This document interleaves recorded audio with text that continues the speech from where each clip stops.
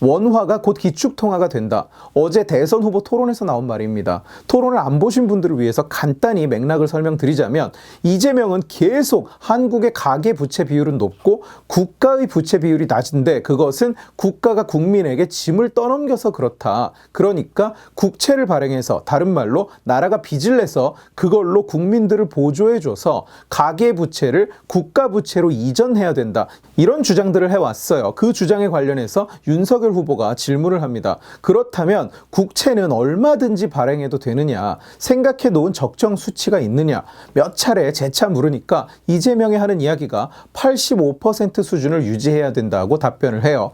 윤석열 후보가 50에서 60% 수준을 넘어가면 비기축통화국으로서는 큰일이 난다. 실물 경제에 크게 영향을 미친다고 말을 하자 거기에다가 한 얘기입니다. 한국은 채무 비율이 다른 나라의 절반도 안 된다. 그리고 원화가 곧 기축통화가 될 가능성이 높다. 며칠 전에 보도도 나왔지요? 이렇게 답변을 한 거예요. 기축통화, 이 단어를 못 들어본 사람은 별로 없을 겁니다. 그러나 그 의미를 모르고 아무렇게나 생각하는 사람 또한 굉장히 많아요. 기축통화란 건 과연 무슨 뜻일까요? 정말로 이재명 말처럼 원화가 곧 기축통화가 되는 것일까요? 기축통화가 되면 무슨 이점이 있을까요? 한번 이야기해 봅시다. 자세히 설명하려면 한없이 길어지는 내용이라서 핵심만 오늘 간단하게 이야기를 해보죠. 기축통화란 일반적으로 국제결제의 수단으로 쓰이는 통화를 말합니다. 무역대금의 결제, 국제금융거래의 단위로 통용되는 통화예요. 아마도 대부분 지금 미국 달러를 생각하실 텐데 맞습니다. 미국 달러는 대표적인 기축통화예요. 다른 건 또 뭐가 있을까요? 유로, 엔 이런 것들을 차례로 떠올리셨을 수도 있는데 맞습니다. 그런 화폐들이 기축통화로서의 조건을 상당 부분 갖추고 있어요. 어떤 나라의 통화가 기축통화가 되려면 가장 먼저 경제의 규모가 어마어마하게 커야 됩니다. 발행량도 많아야 되고 가치도 매우 안정적이어야 돼요. 가치가 아래로 날뛰는 통화는 기축통화가 될 수 없습니다. 또 국제결제가 이루어져야 하므로 금융시장이 발달해야 되고 또 그 금융시장이 개방되어 있어서 국제적으로 밀접하게 연동돼서 돌아갈 수 있어야 됩니다. 여기까지는 사전에 기축통화를 치면 나오는 내용이고 우리도 선진국인데 기축통화하자 뭐 이런 어처구니 없는 주장에 근거가 되는 내용들이에요. 더 중요한 건 그게 아닙니다. 기축통화는 국제결제에 통용되는 화폐예요. 그 수요가 존재해야 됩니다. 우리끼리 그냥 우리는 이제부터 기축통화다 막 선포식하고 리본 자르고 이런다고 기축통화가 되는 것이 아니에요. 실제로 결제가 이루어져야 기축통화가 됩니다. 누군가가 물품 대금을 원화로 주고받아야 하다못해 한국 회사들만이라도 원화로 대금을 지불하거나 지불받을 수 있어야 기축통화로서의 역할을 할 수 있는 거예요. 또한 기축통화가 되려면 타국이 이 통화를 보유해야만 합니다. 돈을 가지고 있어야 결제를 하니까요. 그리고 돈을 그 통화로 받게 될 테니까요. 결국 그건 어떤 경우에 가능하냐? 무역 적자를 봐야 가능해요.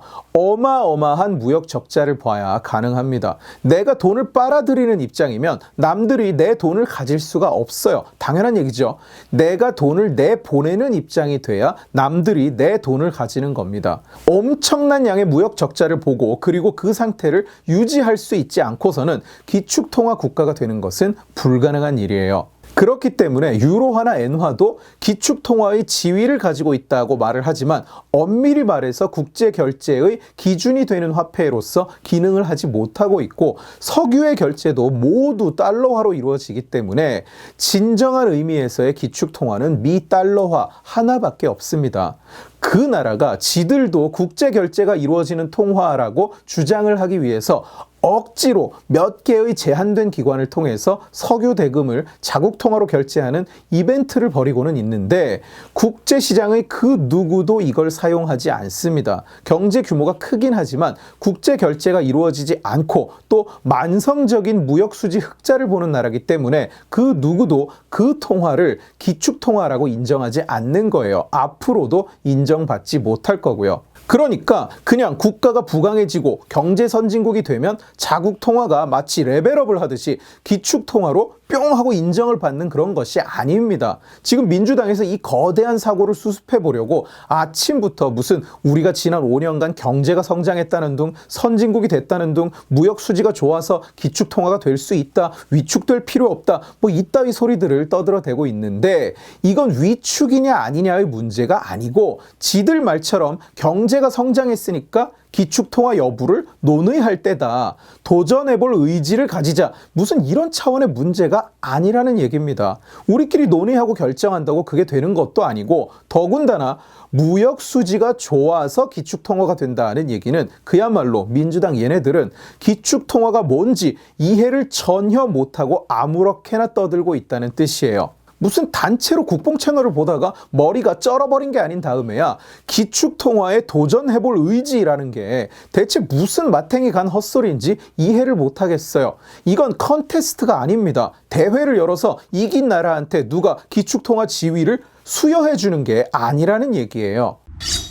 그렇다면 이재명은 왜 기축통화 얘기를 꺼냈을까요? 쟤네들은 왜 지금 기축통화를 하자고 도전해보자고 얘기를 시작한 걸까요? 그 이유는 어제 이재명의 말 그리고 이재명이 한동안 계속 주장해온 말에서 찾아볼 수 있습니다. 이재명은 계속 우리나라는 가계부채 비율이 높은데 국가 채무 비율은 낮다. 그러니까 나라가 빚을 내서 그걸 국민들에게 여러 형태로 기본소득, 현금 살포 등등의 여러 형태로 나눠주면 가계의 채무가 국가의 채무로 이전된다. 이런 주장을 해오고 있습니다. 이미 국가 채무 증가 속도가 OECD 1위라는 사실은 어디 갔는지 말을 안 하고 국가 채무도 전액 어차피 국민이 갚아야 되는 것이라는 사실 또한 애써 언급을 안 하고 있죠.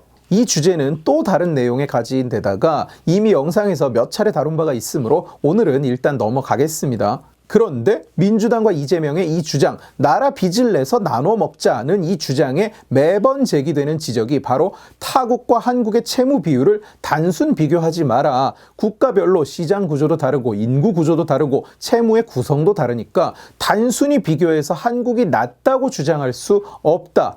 특히 기축통화국과 한국의 채무 비율을 비교하는 것은 말도 안 되는 오류다. 이런 지적이 나오는 거예요. 저도 그 지적을 하는 사람이고요. 그러니까 쟤들은 이렇게 생각을 하는 거예요. 기축통화국도 아닌데 빚을 무작정 그렇게 늘리면 안 된다. 그러면 기축통화국이 되면 되지 않느냐. 그러면 나라가 빚을 더 내도 상관이 없다. 국채를 더 발행해도 된다.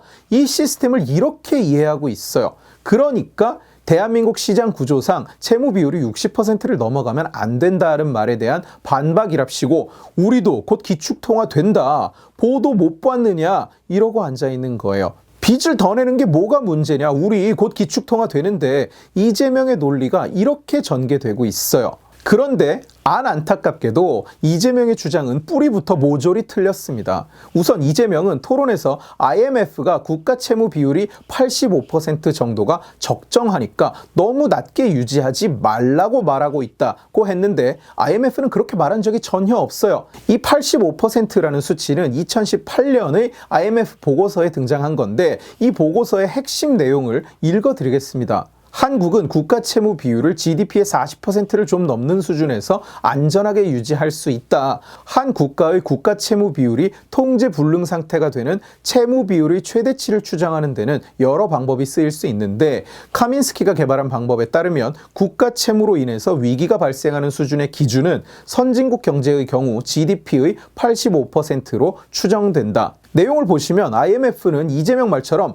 한국을 딱 찍어서 채무가 너무 낮다고 한 적이 없고 85% 수준이 적정하다고 한 적도 없고 그 수준을 유지하라고 한 적도 없습니다. 채무 비율을 너무 낮게 유지하지 말라고 말한 적이 없습니다. 전혀. 이 보고서는 내용 그대로 부채 비율이 통제 불능 상태에 빠지고 문제가 발생하는 수준을 IMF가 사용하는 모델에 의하면 85% 수준으로 보는데 한국은 40% 선에서 안정적이다. 이렇게 말했을 뿐이에요. 직접 여러분들이 원문을 한번 읽어보십시오. 대체 어디에 너무 낮게 유지하지 말라, 85%까지 올려라는 말이 등장한다는 말입니까? 완전히 거짓말 아닌가요? 자, 둘째로 며칠 전에 보도됐다는 그 뉴스, 이재명이 이런 얼토당토하는 헛소리를 하게 만든 그 우리가 곧 기축통화국이 된다는 그 뉴스는 어디에서 나온 말이냐? 전경련의 보도자료에 등장해요. 그런데 전경련이 말한 것은 한국 원화가 기축통화가 된다는 얘기가 전혀 아니었어요. IMF에는 SDR이라는 것이 있습니다. 한국어로 특별인출권이라고 불러요. SDR은 IMF 회원국이 긴급 상황이 발생할 시에 언제든 찾아 쓸 수 있는 돈의 풀을 마련해 둔 거예요. 각 회원국은 기존 IMF 기금의 쿼터에 따라서 분배된 SDR 티켓을 필요시 돈으로 찾아 쓸 수 있습니다. 간단하게 말해서 일종의 구제금융기금을 자유입출금 통장처럼 만들어서 쉽게 쓸 수 있게 해놓은 겁니다. 각 국에 그 마이너스 통장의 한도를 부여해 놓은 게 SDR이에요. 그리고 이 SDR을 통해서 인출할 수 있는 통화의 종류는 5가지인데 미국 달러, 유로, 일본엔, 영국 파운드, 그리고 중국 위안이에요.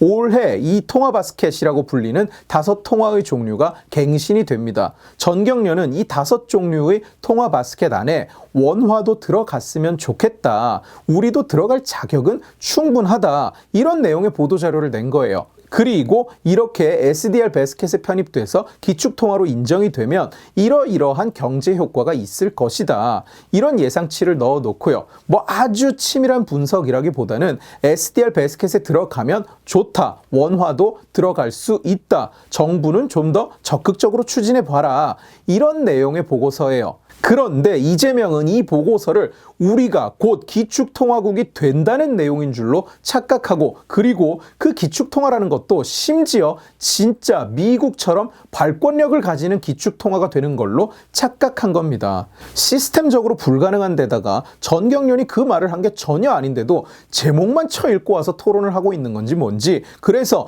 윤석열 후보가 기축통화국과 비기축통화국을 비교하고 있는데 우리도 곧 기축통화국 되는 거 몰라요?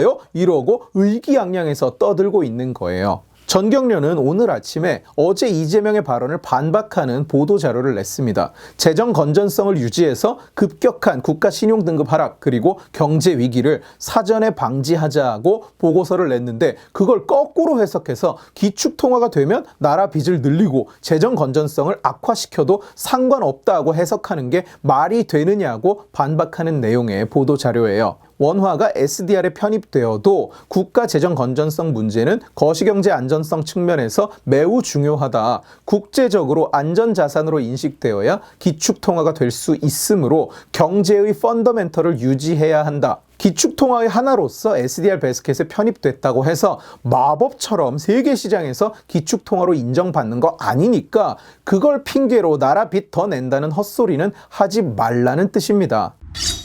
이게 바로 어제 있었던 대한민국 곧 기축통화국 되니까 나라 빚을 더 내도 된다는 개막장 헛소리 이벤트의 전말이에요. 한국 원화 기축통화가 되면 좋은 점이 분명히 있죠. 그러나 그만큼 안 좋은 점도 많고, 그리고 무엇보다도 기축통화라고 저놈들이 말하는 것처럼 돈을 부루마블 돈 마냥 막 찍어내서 뿌릴 수 있게 되는 것이 전혀 아닙니다. 게다가 한국의 경제 구조는 기축통화로서의 기능에 맞지도 않습니다. 기축통화가 아니라는 사실은 부끄러운 일도 아니에요. 아니, 한국이 세계 10위의 경제 대국인데 왜 기축통화로 인정을 안 해주느냐, 이러고 흥분할 이유가 전혀 없습니다.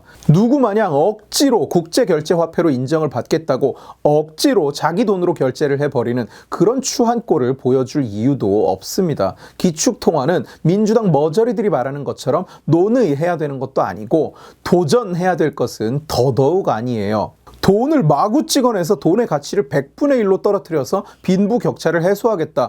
이따위 개소리나 하는 인간들이 경제 책사랍시고 저쪽에 붙어 있으니까 저놈들이 오로지 빚내고 돈 찍어낼 구실을 찾아다니고 있는 겁니다. 대깨짓들이 아침부터 인터넷 여기저기에 우리도 기축통화 때가 됐다는 둥, 왜 도전하면 안 되냐는 둥 온갖 개잡탕 헛소리들을 쏟아놓고 있는데, 여러분 가서 당당하게 물어보세요. 니는 도대체 기축통화가 뭔지 알고 떠드냐? 형수통화로 한번 망하고 비서통화로 또 한번 망하고 이제 기축통화로 3번째 망하는 이재명 씨, 기축통화가 뭔지 알고 떠드냐고.